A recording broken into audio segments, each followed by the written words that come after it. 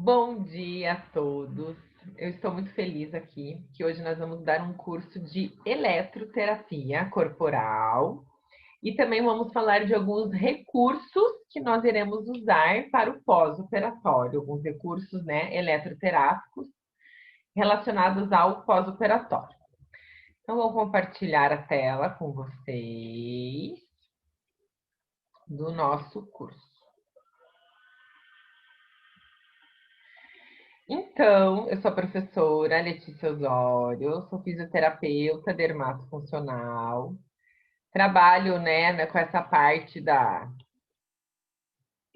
estética, da dermatofuncional há muitos anos, há 15 anos que eu estou no mercado, e sou apaixonada por isso, e daí vim aqui hoje, né, dar essa aula para vocês de eletroterapia na estética corporal e no pós-operatório.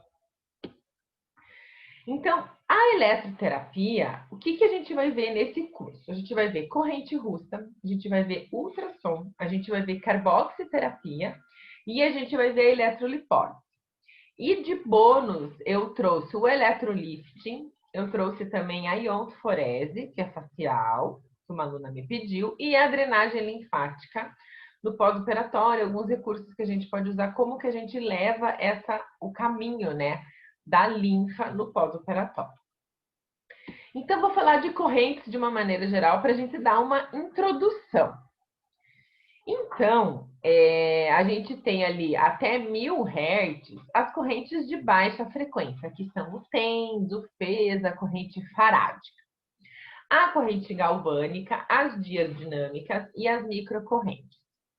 Então, o que a gente usa mais aqui na estética? A galvânica, para essa parte principalmente facial ou corporal, né? Um eletrolift, uma estria, uma ruga. As microcorrentes a gente usa muito no pós-operatório, tá? O TENS, né? No caso da fisioterapia, se o paciente está com dor, daí o FES, a farádica já acaba usando menos. Então, essa baixa frequência. Correntes de média frequência. A gente tem de 1000 Hz a 10.000 Hz. Então, a gente tem o interferencial de exemplo e a corrente russa, que é o que a gente vai falar aqui na aula. A corrente russa ela é 2.500 Hz. E as correntes de alta frequência, que são de 10.000 a 100.000 Hz. A gente tem o ondas curtas de exemplo e o micro-ondas. Então, aqui, né, nesse curso, a gente não vai falar nada de alta frequência, a gente vai falar de média, de baixa e média frequência. Então, os tipos de corrente. Ela pode ser uma corrente contínua, que é um pulso, né, sem intermitência, ou alternada. Uma hora a gente sente, né, o paciente sente a corrente nele, no corpo dele, outra hora ela fica em stand-by. E a gente tem também os números de fases das correntes. Então, monofásica, que é uma fase só, a bifásica, hora positiva, hora negativa, a trifásica e a polifásica. E as formas das correntes elétricas: retangular, quadrada, triangular, trapezoidal, dente de serra invertida, exponencial e senoidal. O que é importante na prática clínica a gente saber? Que o tecido, o nosso corpo, ele acaba sendo um impeditivo para a corrente elétrica passar. E quanto mais água a gente tem nesse tecido, melhor é a nossa condutibilidade. Então, a gente tem os ossos, né, sendo bom, né, por causa ali, ó, tem uma parte, né, ali, ó, vou falar os poucos condutores, né, os ossos, a gordura, a pele seca, os pelos e as unhas. Por que eles são maus condutores? Porque eles têm pouca água nesse tecido. O condutor médio, uma pele úmida, um tendão, uma fascia e uma cartilagem. E quem que é bom condutor? O sangue, a linfa, os líquidos, os músculos, as vísceras e o tecido nervoso. Então, como a gente faz para reduzir essa impedância? A impedância seria esse impeditivo para essa corrente elétrica passar. Então, seria retirar todo esse excesso, né, de pelo ali naquele local, melhorar o aporte sanguíneo com massoterapia e outros recursos. Asterisco aqui.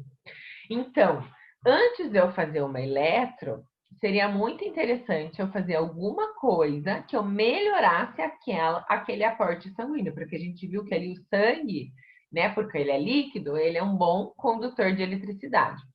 Então, fazer uma massoterapia, uma massagem antes, às vezes usar algum produto, né, que leve, que oxigene ali aquele local. Às vezes, se for numa face, você pode até fazer assim, né, as pinças de jaquê, até no corpo também, tá? Para você melhorar esse aporte sanguíneo. E daí também asterisco aqui, hidratar a pele. Então, essa hidratação são de várias maneiras, mas as principais são o paciente tomar a água, tá? Para ele estar realmente mais hidratada, de dentro para fora, lá dentro da célula, e realmente passar um cosmético, que daí seria, no nosso caso, nós iremos, né, hidratar essa pele do paciente. Então, aqui fiz uma breve explanação ali, um pouquinho das correntes elétricas. Agora a gente vai entrar na corrente russa, que é o foco da aula. Então, a corrente russa, ele é um aparelho de eletroestimulação que atua em nível muscular. Então, a russa ela é composta de vários eletrodos que eles devem ser colocados no ventre do músculo, na região a ser tratada.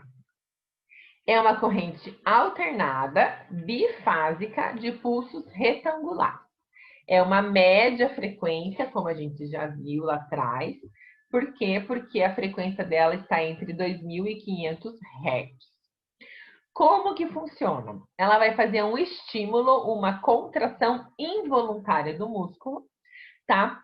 E o ideal para potencializar isso seria o nosso paciente também realizar uma contração voluntária junto. Sempre que aquele estímulo elétrico vier, o indivíduo faria uma contração do músculo ao mesmo tempo. Aqui a gente tem que levar em consideração vários fatores. Primeiro, como que está essa condição física, né, do nosso paciente, e também ver se ele tem esse interesse. A gente pode falar para ele de potencializar esse efeito, só que tem pacientes que gostam e pacientes que não gostam. Tipo, ele já fala assim: ah, não, eu já estou vindo aqui para você fazer o exercício, eu não quero fazer nada. Então, tem que trocar essa ideia. Porém, lembrando, né, falando para ele que se ele fizer esse estímulo junto, o resultado seria muito melhor.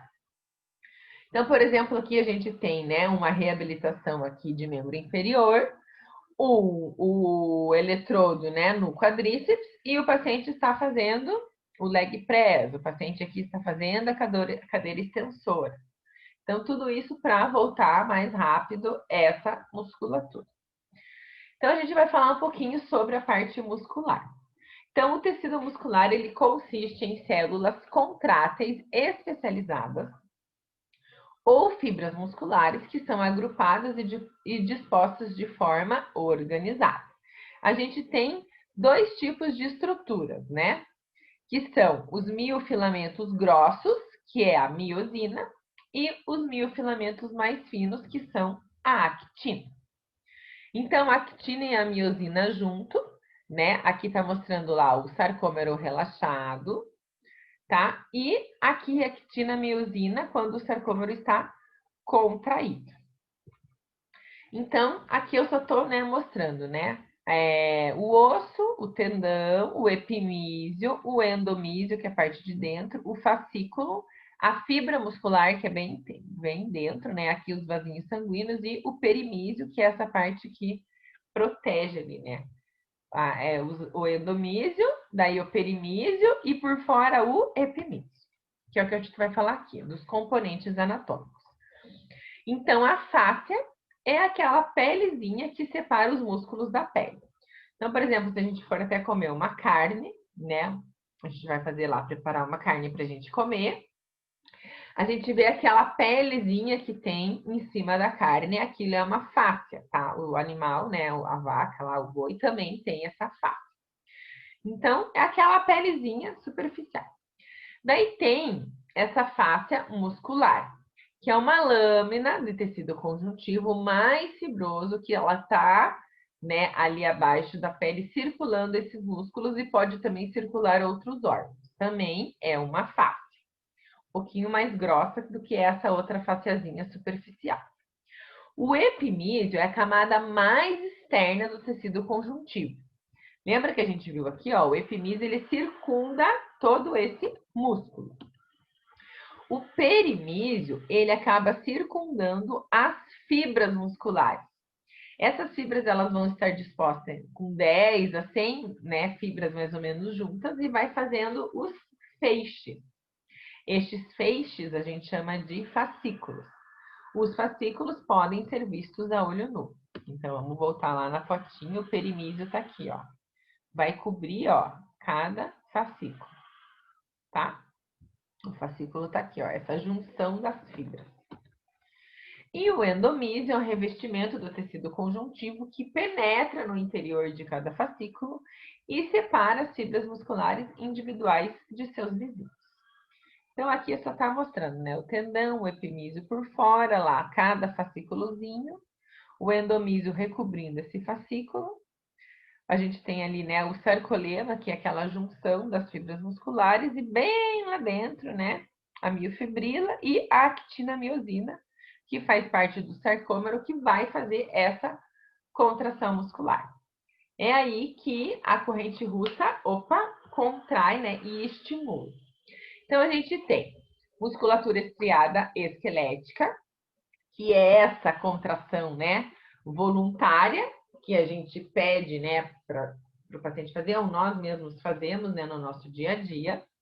A musculatura lisa, que são a musculatura dos órgãos, então dos órgãos abdominais, né, dos vasos sanguíneos, dos vasos linfáticos, das vias aéreas respiratórias. E a musculatura, estriada cardíaca, que é involuntária, que é a contração do nosso coração. Então, qual que é o foco da corrente russa? Essa aqui, né? A musculatura estriada esquelética. Então, qual que é a indicação da russa? Aumentar a força muscular, aumentar o volume. Por quê? Porque, como ela é uma corrente de média frequência, ela tem a capacidade de fazer uma hipertrofia muscular. Combate a flacidez muscular. Não confundam flacidez muscular com flacidez tissular. Tissular é de pele, muscular é de músculo. Combate a fraqueza e a atrofia muscular, facilita a contração do músculo para fins estéticos, melhora a circulação sanguínea e promove a melhoria da drenagem linfática. E contraindicações. Então, qualquer problema cardíaco, mental, renal descompensado, então, qualquer doença descompensada, diabetes, tireoide, problemas renais, tudo que está descompensado, a gente nunca usa corrente elétrica. Por quê? Porque o paciente já não está 100%. Daí você vai estimular aquilo, é perigoso ainda acabar o corpo tendo que forçar muito, tá? E ainda às vezes o paciente não consegue responder bem ao tratamento. Epilepsia, flebite, gravidez, né, hipertensão arterial não controlada, implante metálico, marca-passo, né, contraindicação absoluta de eletroterapia, alguma lesão muscular naquela local a ser tratado, uma TVP, trombose venosa profunda, e varizes também ali naquele local. Quantas sessões? Então, gente, isso aqui é um ponto de interrogação, né? E eu, na prática clínica, acabo não gostando muito, né, de ficar falando muito de 10 sessões. Então, eu acabo preferindo ver a necessidade, né, daquele meu paciente, como que ele vai estar respondendo ao meu tratamento. Geralmente, na estética, a gente não faz só a russa, a gente associa, né, outros tratamentos juntos. Quando o paciente é mais iniciante, a gente acaba ficando ali uns 20 minutos, né? E quando ele já é mais condicionado, a gente acaba usando de 30 a 40 minutos por área tratada. Ela pode ser realizada até todo dia, se a gente alternar os grupos musculares, mas a gente acaba fazendo tratamento de corporal de 2 a 3 vezes na semana, tá? Então, perfeito. Como que são as modulações dessa corrente? Então, a amplitude, né, é 2.500 Hz, que a gente já falou. A duração de pulso é 10 milissegundos. A duração da frequência vai de 0 a 100 Hz. A modulação da rampa on e off. E a intensidade, que é a saída da corrente, é em miliamperes. Então, o tempo on, eu vou mostrar, eu acho que essa foto aqui é mais fácil. O rise é a subida da corrente. Em quantos segundos ela sobe para chegar naquela pico máximo. O on é o pico máximo, há quanto tempo ela está contraindo. O decai, ela está decaindo a corrente. E o off, ela está estacionando esse tempo de contração. Tá? Então, aqui eu trouxe, que eu achei bem legal, que aqui, ó, Evangelista e lá do Fábio Borges, em 2001 eles fizeram esse estudo. E, ó, utilizamos com maior êxito tempo de 12 segundos de contração e 12 segundos de repouso, tá? Então, volta lá, seria 12 segundos de on e 12 segundos de off. E daí o rise e o decay, você pode colocar um tempo intermediário. Então, se a gente está usando 12, a gente poderia colocar 6, né? Ali, metade, né? 6 e 6 para decair, tá? Mas ele vai variar ali, ó, normalmente de 0 a 30 segundos, tá? Que é o tempo ali que, né? Que é esse tempo que vai levar para poder fazer a contração e parar a contração, repousar e parar a contração de novo, tá? Mas nesse estudo, 12 segundos de contração, 12 de repouso, ficou ótimo. Como que a gente vai usar esses eletrodos? Então, a gente tem que verificar, né, a conexão, o material que a gente vai usar e o tamanho dos eletrodos. Então, daí na prática, a gente vai ver. Ou a gente usa o eletrodo, né, de silicone com o gel condutor, ou a gente usa aquele autoadesivo, tá? Que daí também fica mais fácil, porque ele já acopla na pele, lembrando que tem que limpar bem aquela pele, né, do paciente. Principais pontos motores. Então, são as regiões mais excitáveis ali na pele, onde a gente tem que colocar o eletrodo da russa para ela poder funcionar, né? Então, aqui na musculatura abdominal, a gente tem os reto-abdominais. Então, a gente colocaria, né? Aqui, então ele vai contrair assim, ó. Então, a gente colocaria um eletrodo aqui e outro aqui e outro aqui.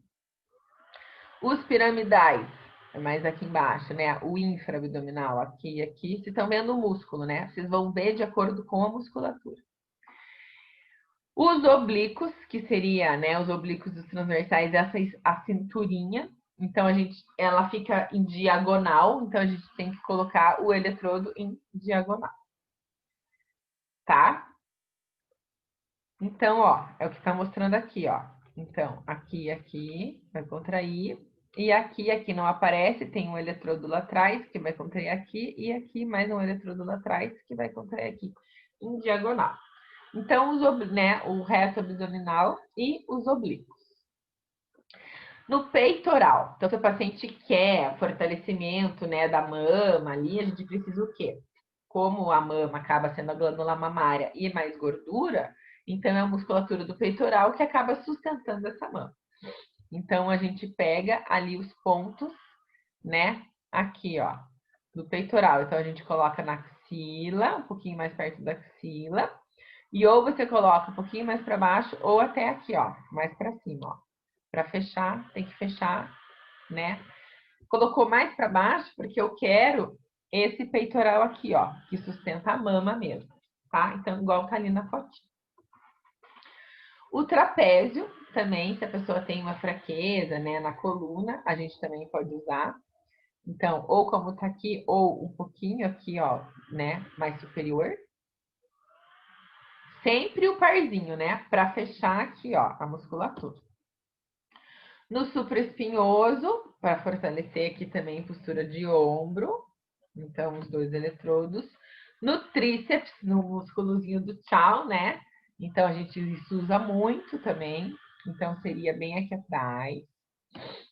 No deltoide, para fortalecimento de ombro. No bíceps, né? Parte anterior. Então, os dois eletrodos no braço. E no glúteo, né? Que é o que mais a mulherada pede. Então, a gente tem que lembrar que a gente tem 3 glúteos: o mínimo, o médio e o máximo. Só que o que a gente enxerga mesmo e o que a gente mais acaba atuando, acaba sendo no glúteo máximo.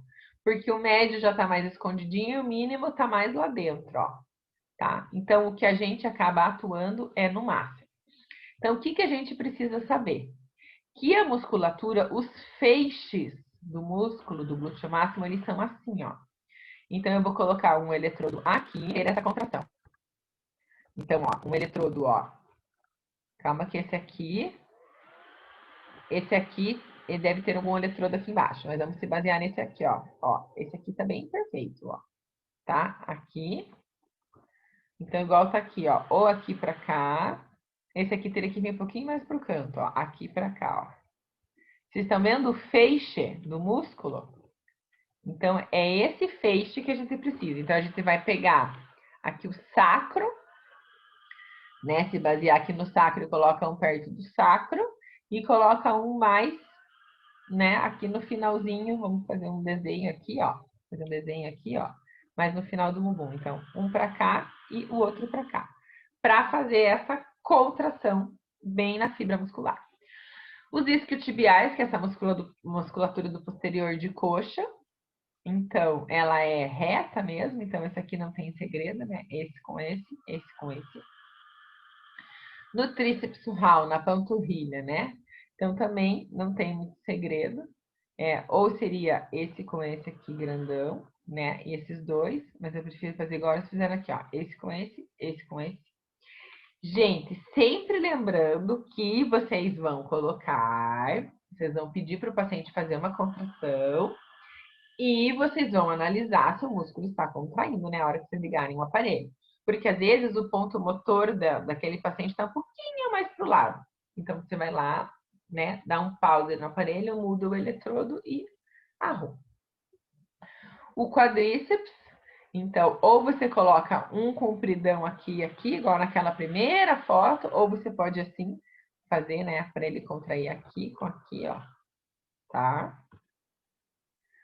O vasto médio também, ó, 2 eletrodos para contrair o feixe. Os adutores, aquela musculatura, a parte interna de coxa, que isso também muito paciente pede, tá? Então, um pouquinho mais para cima, um pouquinho mais para baixo, para fechar o campo aqui. E aqui tem os pontos motores faciais, tá? Então, acaba, né, não vai ser muito aqui o nosso foco, mas eu acabei trazendo, né? Então, ó, aqui vai contrair para cá, este para cá, esse para cá, e aqui do frontal, para poder aqui, ó, abrir a testa e pitose, né, da face, acabar abrindo. Então, aqui uma setter, né, o bucinador, o zigomático, tá? E aqui o frontal e o temporal. Então, os eletrodos faciais, eles são redondinhos, bem pequenininhos, tá? Então, é diferente. Aqui eu trouxe um artigo científico que fala, né, dos parâmetros da modulação da eletroestimulação, que é lá do Fábio Borges, do Barroso, Oliveira e do Evangelista, que é aquele que eu cheguei à conclusão lá dos 12 segundos de contração e 12 segundos de repouso. E trouxe alguns aparelhos para vocês conhecerem. Então, esse é do Sequebra, é legal porque ele é slim, né? Esse aparelho aí, porque ele é pequenininho, portátil. Só que daí ele não tem muitos canais, então, né? Essa é a desvantagem que não dá para você colocar muito. São 5 canais. Esse aqui da Sequebra também, só que daí já são 8 canais. E ele já tem russa, interferencial, TENS e galvânica. Esse aqui do Neurodin, da Ibramed, que tem 10 canais, que tem a corrente Alce, a russa, a eletrolipólise. Esse aqui da HTM, que tem 10 canais, eu tenho esse. Esse da Toniderm que tem 8 canais. Quanto mais canais, gente, mais regiões você consegue fazer ao mesmo tempo, né? E os preços das sessões. Então, isso varia muito de acordo com a região, de acordo com a sua cidade, depende, né, da região que o paciente está, de outras técnicas que você vai associar no tratamento. Beleza de corrente russa? Vou passar para ultrassom.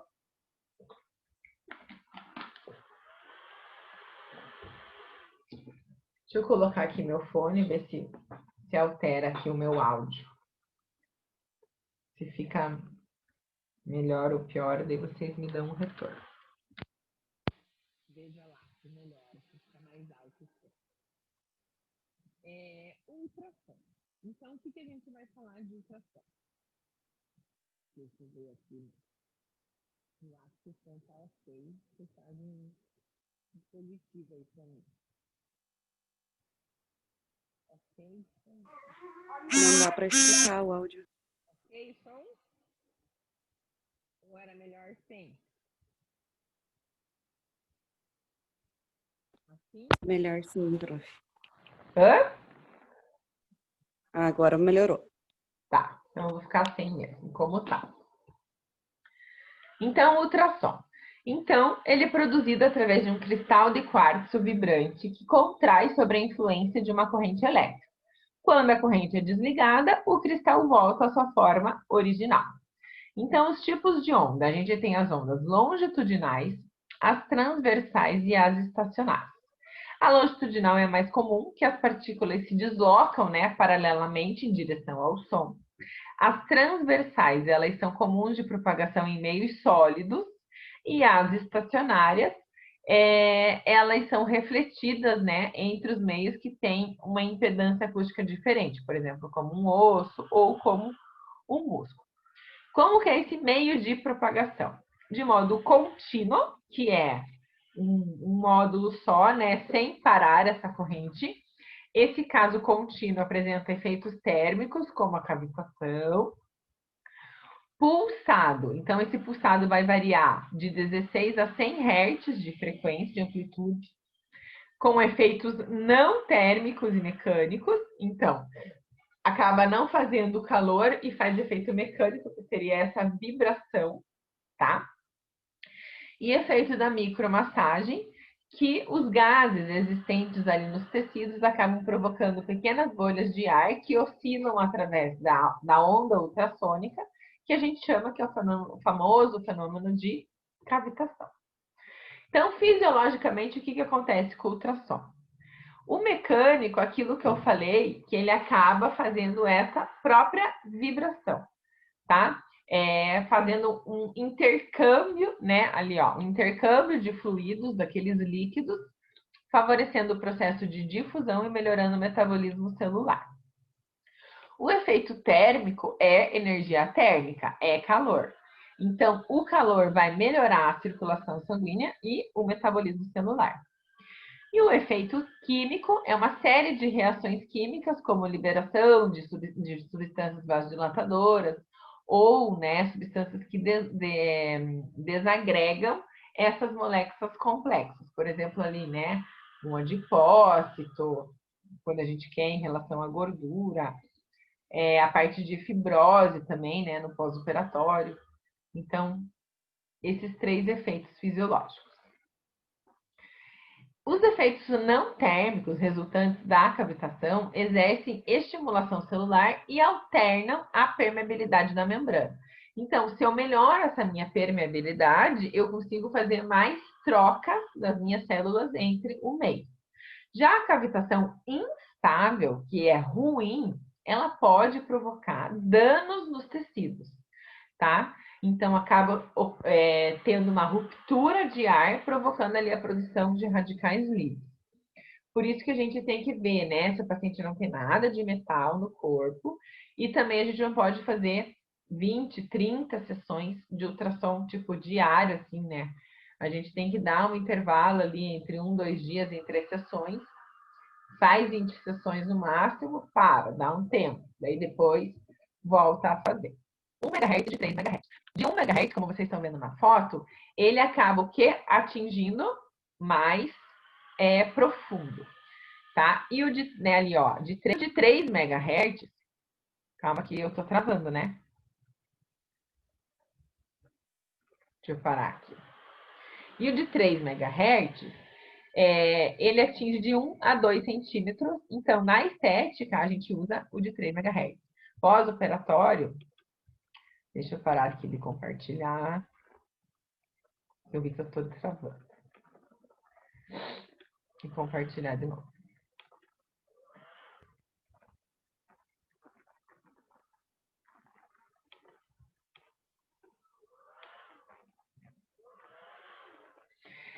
Então, hoje em dia, a gente já tem, gente, de 4, de 5 MHz para pegar papada, para pegar face. Hoje em dia já tem aparelhos muito mais modernos, né? Mas ainda a prática clínica é o de 1 e o de 3, tá? Então, de 1 seria mais para fisioterapia, mais a parte ortopédica. E o de 3, mais aqui da fisioterapia dermatofuncional, mais da estética, que vai pegar mais a parte da pele e até ali o tecido subcutâneo de gordura. Então, a área efetiva de radiação, a gente chama de ERA. Então, a gente tem esse aqui, ó, da Sonopulse, né, da Ibramed, com uma ERA de 7 centímetros.